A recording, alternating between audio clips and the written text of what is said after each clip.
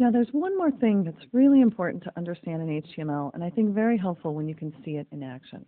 And that has to do with how links are set and how the path in a link is set.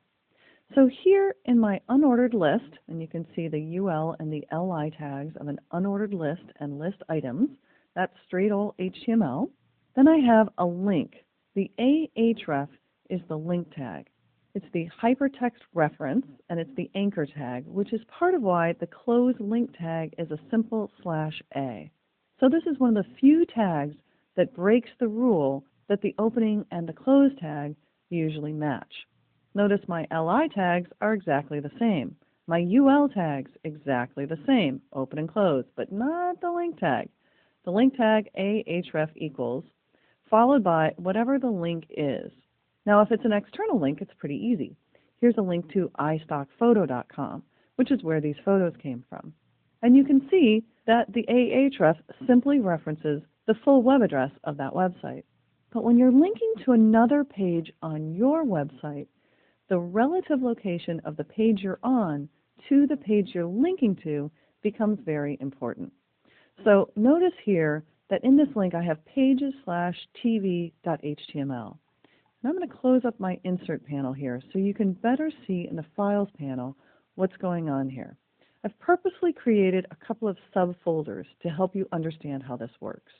When I create a link from my index page to this page here, tv.html, I'm creating a link that goes from the index page into the pages folder to tv.html.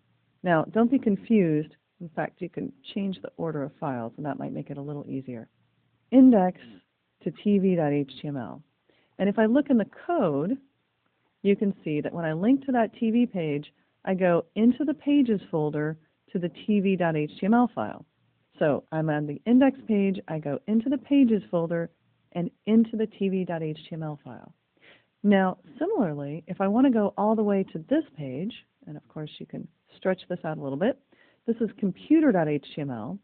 Then if you look in the code, you can see I'm going into pages, then into another folder called pages2, then I go to computer.html. So the instruction to the browser and the path in the link is from the index page into the pages folder, into the pages2 folder, which is inside the pages folder, and finally to the file called computer.html. This is part of why it's so vitally important to do that site setup process and define your local root folder in Dreamweaver, because Dreamweaver needs to know where is the top of your website.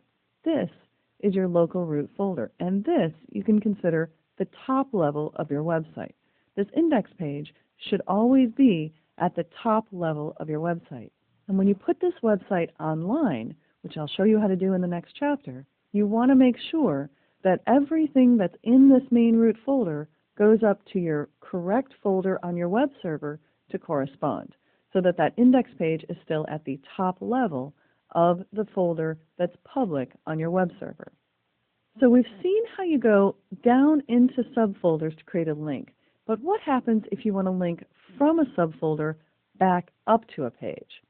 So on this page, if I scroll down, you'll see I have a link that takes me back home. And here you'll see a .. at the beginning of index. Now this is telling the browser that it should go out of the folder pages and up to the file index. So I'm leaving the folder pages and I'm going up to index. And in HTML, .. basically means go up a folder.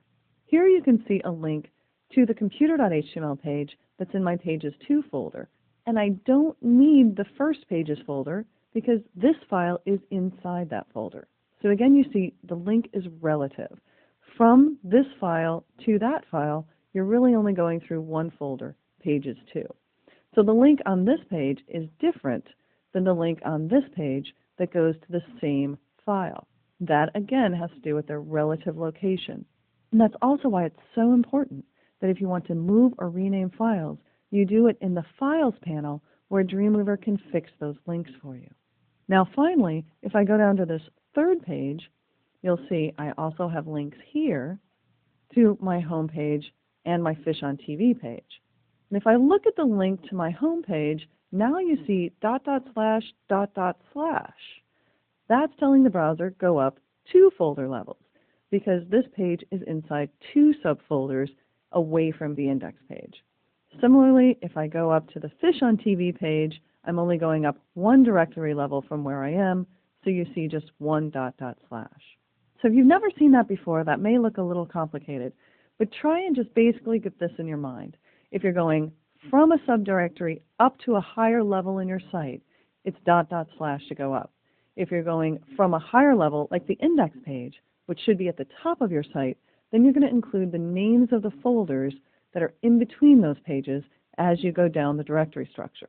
And one last detail to this, not to confuse you further, but if when you did the site setup process, you chose root links instead of relative, and let me just show you what I mean by that. When I edit this, here you have links relative to document, and here you have site root. When you choose site root links, the links will look quite different, and they'll look different in this way. When you choose site root linking, everything goes to the site root level, or the top level of your site, and all of your links will begin with a / and the path down to the page. None of them will have the ... to go back up. All of your links will start with a /, which says to the browser, go to the root level and go down from here. There are some advantages to site root linking, but they can make it a little more complex to work on a site locally. So Dreamweaver uses document root as the default, and unless you've changed it, this should always be the option when you create a new site. So let's just do a quick preview. And you see, when I click Fish on TV, I go down 1 level, and up here at the top of the screen, notice that the URL of this page corresponds to the path in that link.